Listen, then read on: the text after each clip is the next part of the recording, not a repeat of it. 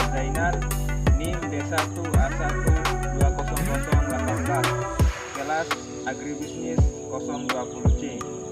Dimana pada video kali ini saya akan membahas tentang konservasi tanah dan air, yaitu dengan metode vegetatif dengan cara pengembalian fungsi hutan. Dimana posisi saya sekarang ini ada di hutan Universitas Halu Oleo.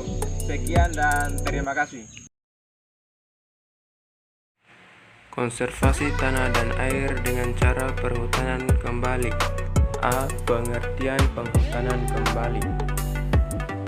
Penghutanan kembali juga berpotensi untuk peningkatan kadar bahan organik tanah dari serasa yang jauh di permukaan tanah dan sangat mendukung kesuburan tanah. Penghutanan kembali biasanya dilakukan pada lahan-lahan kritis yang diakibatkan oleh bencana alam, misalnya kebakaran, erosi, abrasi, tanah longsor, dan aktivitas manusia seperti pertambangan, perladangan perpindahan, dan penebangan hutan.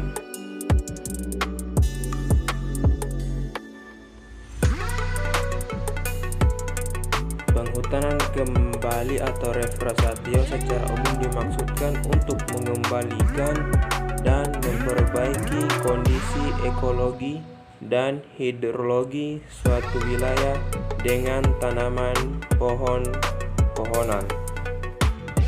Penghutanan kembali juga berpotensi untuk meningkatkan kadar bahan organik tanah serasa yang jauh di permukaan tanah dan sangat mendukung kesuburan tanah.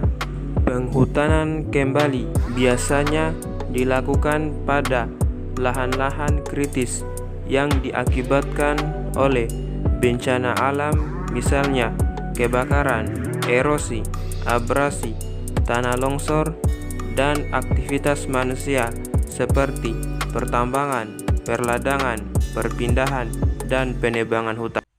Hutan mempunyai fungsi tata air yang unik karena mampu menyimpan air dan merendam debit air pada saat musim penghujan dan menyediakan air secara terkendali pada saat musim kemarau atau spong efek. Penghutanan kembali dengan maksud untuk mengembalikan fungsi tata air efektif dilakukan pada lahan dengan kedalaman tanah di atas 3 meter. Tanah dengan kedalaman kurang dari 3 meter mempunyai aliran permukaan yang cukup tinggi karena keterbatasan kapasitas tanah dalam menyimpan air. Pengembalian fungsi hutan maka akan memakan waktu 20-50 tahun sampai tajuk terbentuk sempurna.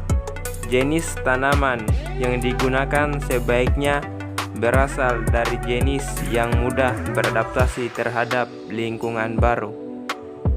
Penelitian tentang kondisi biofisik lahan sangat penting untuk menentukan jenis tanaman yang akan digunakan dengan tujuan penghutanan kembali, terutama untuk hutan monokultur.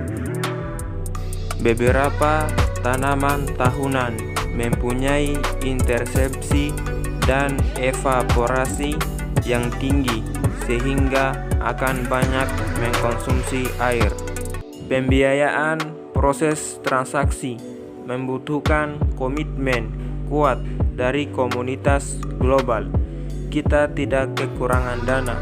Perkiraan menunjukkan bahwa pemerintah sekitar 50 miliar US dollar untuk restorasi bentang alam.